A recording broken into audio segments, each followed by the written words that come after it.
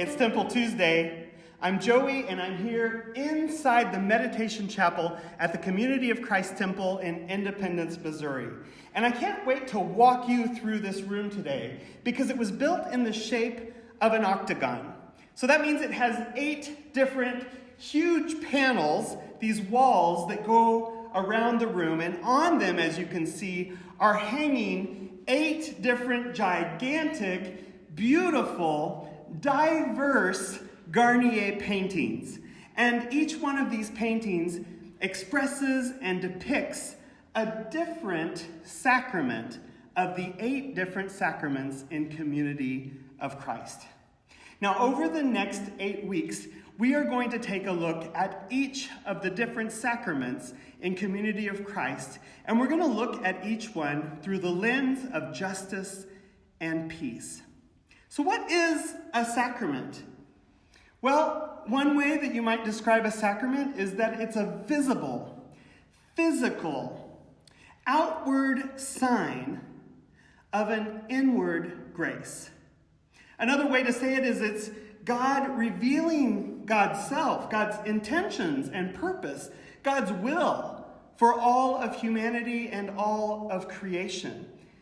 And so when we talk about that will, we talk about God's intention for there to be peace and justice on earth.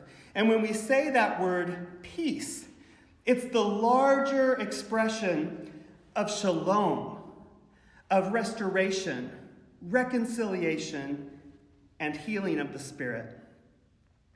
And it's also really important when we talk about the 8 sacraments of the church to know that all of the sacraments point us towards the very first and primary sacrament, who is Jesus Christ, God's revelation of God's self in humanity, Emmanuel, God with us.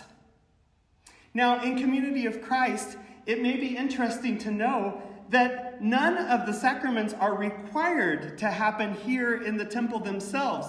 In fact, only a few of the sacraments will you see regularly happening here at the temple. For example, communion might be something that you'll see each time that we get together for a large event or for a worship service here in the temple. Also, during World Church events and a World Conference, for example, you may see an ordination take place here in the temple. But otherwise, these 8 different sacraments happen all over the world. And as you look in the pictures, they don't even all happen in a building. They can happen out in nature or in someone's home, depending on the various needs and intents and purposes of why we might do each of the different sacraments. So today I have 3 questions for you, and you can write your answers in the post here, or you can just reflect on these ideas and think about them over the coming week. The first question is, do you know what all 8 sacraments are? If not, go looking them up, or you can write which ones you know in the post. Second, which sacrament are you the most familiar with, and how do you think it expresses a dimension of Christ's peace? And third, which sacrament are you least familiar with, but you'd like to know more about and explore further? So write those in the post, or you can just think about them, and we will see you next week on our journey of peace through the sacraments.